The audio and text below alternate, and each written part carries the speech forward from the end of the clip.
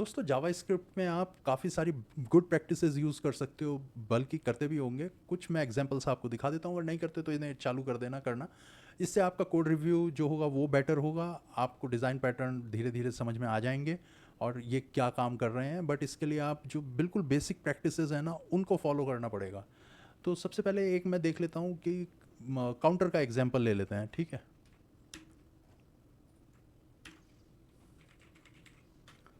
इसके लिए मैं क्या करता हूँ, let counter is equal to 0 और एक मैं इंक्रीमेंट का बना लेता हूँ,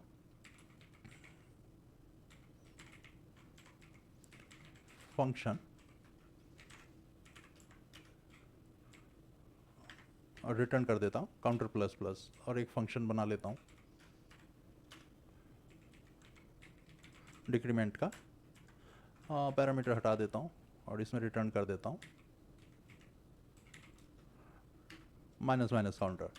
ये भी सही है, कोई इशू नहीं है। बट इसमें प्रॉब्लम क्या आती है, जो आपने लेट काउंटर वेरिएबल लिया है ग्लोबल हो गया है या स्कोप के बाहर चला गया है कुल मिला के, तो ये तो बैड प्रैक्टिस हो गई। अब इसको अगर आपको थोड़ा सा इम्प्रूव करना है, गुड प्रैक्टिस में क्या आ जाएगा, आप एक फंक्शन बना लीजिए, फंक्शन क्रिएट काउंटर नाम से, और इसमें एक लेट काउंटर ले लीजिए और इसमें रिटर्न कर दीजिए इंक्रीमेंट डिक्रीमेंट। वही काम कर रहा है जो यहाँ पे दो मेथड कर रहे थे। एक तो मेथड आपका कम लगेगा और दूसरे आपका रीसेट भी कर सकते हो, या फिर गेट कर देता हूँ मैं,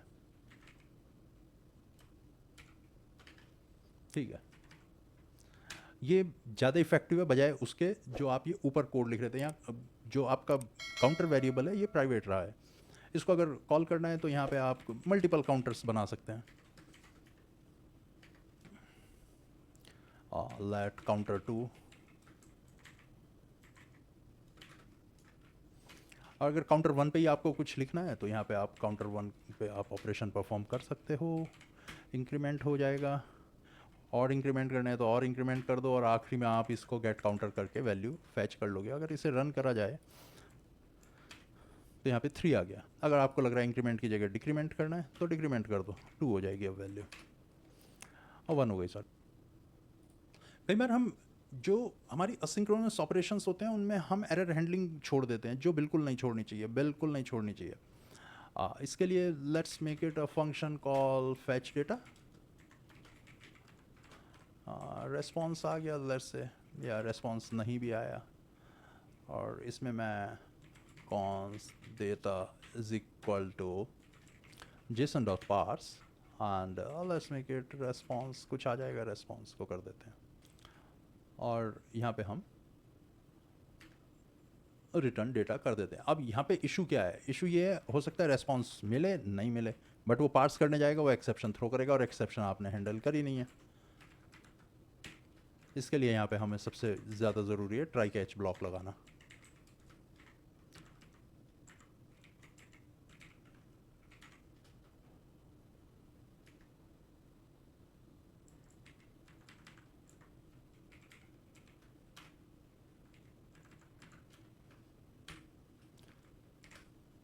ये बेटर तरीका है किसी भी असिंक्रोनस ऑपरेशन को हैंडल करने का, चाहे API है, सेट टाइम आउट है, जो भी है।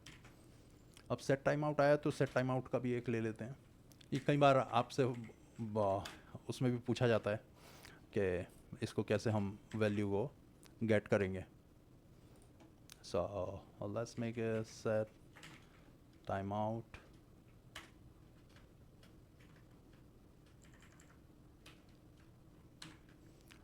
अब ये सही है, यहाँ पे जो भी इंडेक्स की वैल्यू होगी वो आती रहेगी अगर लेट है तो। बट कई बार हम वेल ले लेते हैं, ये प्रॉब्लम आ जाती है, तो इसमें लास्ट वैल्यू ये आएगी। तो इससे बचने के लिए आप हमेशा लेट को यूज़ करना, ये बेस्ट प्रैक्टिसेस में आजकल आता है। चौथा एग्जांपल है डोम मैनिपुलेशन का। डोम मैनिपुलेशन का। लेट से आपको एक लिस्ट बनानी है जो आपको ऑन द फ्लाई जनरेट करवानी है। आपने ले लिया document dot create element by ID, एक लूप लगा देते हैं, इसमें लिस्ट आइटम हम ऐड कर देंगे एल से, क्रिएट एलिमेंट एल, और लिस्ट आइटम में टेक्स्ट कंटेंट उसका सेट कर दिया, append child, and that is all. इसमें इशू कुछ नहीं है, बट आप इसे बार बार मैनिपुलेट करोगे तो ये भी सही नहीं है। इसके लिए आजकल जो नई बेस्ट प्रैक्टिसेस यूज़ हो रही हैं उसमें क्या करते हैं, यहाँ पे एक कॉन्स्ट बना लेते हैं फ्रेगमेंट का, और डॉक्यूमेंट डॉट क्रिएट फ्रेगमेंट बन गया। और ये जो लिस्ट डॉट ये है ना, इसकी जगह हम क्या कर देते हैं, फ्रेगमेंट लगा देते हैं, फ्रेगमेंट में अपेंड करा देते हैं, और जो लिस्ट है उसको हम बाद में अपेंड करा देंगे फ्रेगमेंट से। तो लिस्ट के अंदर हमने डायरेक्टली एक बार में ही हमने पूरे का पूरा मैनिपुलेशन कर दिया। तो इससे आपका थोड़ा सा रेंडरिंग जो होता है कैनवास पेंटिंग, वो थोड़ा सा फास्ट हो जाएगा। अगर बहुत ज़्यादा आप लिस्ट बनाए तो बहुत ज़्यादा फास्ट हो जाएगा, डिपेंडिंग अपॉन योर रिक्वायरमेंट्स। एक और एग्जांपल देख लेते हैं कॉल बैक्स का। यहाँ पे लिखते हैं फंक्शन डू समथिंग,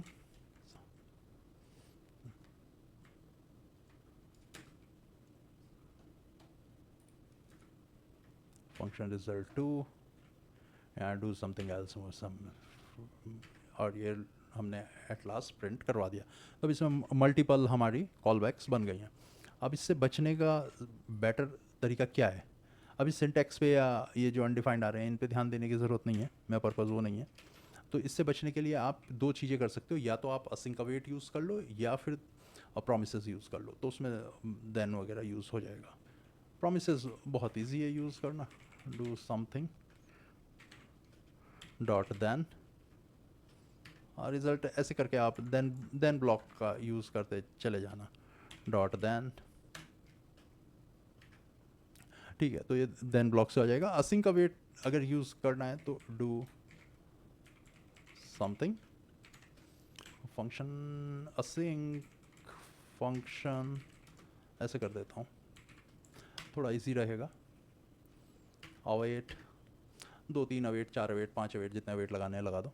अब ये रीडेबल भी थोड़ा सा ज़्यादा है, ये भी रीडेबल ज़्यादा है, और डिबगिंग में भी काफ़ी आसान होता है, और मेंटेन करने का ये मेंटेनेबिलिटी भी इसकी अच्छी है, गुड। इसके बाद आ जाता है सबसे फेवरेट सब लोगों का टाइम पास जो होता है, वो लिस्ट होता है। Const list is equal to, एक एरे ले लेते हैं, ठीक है, ये आ गया।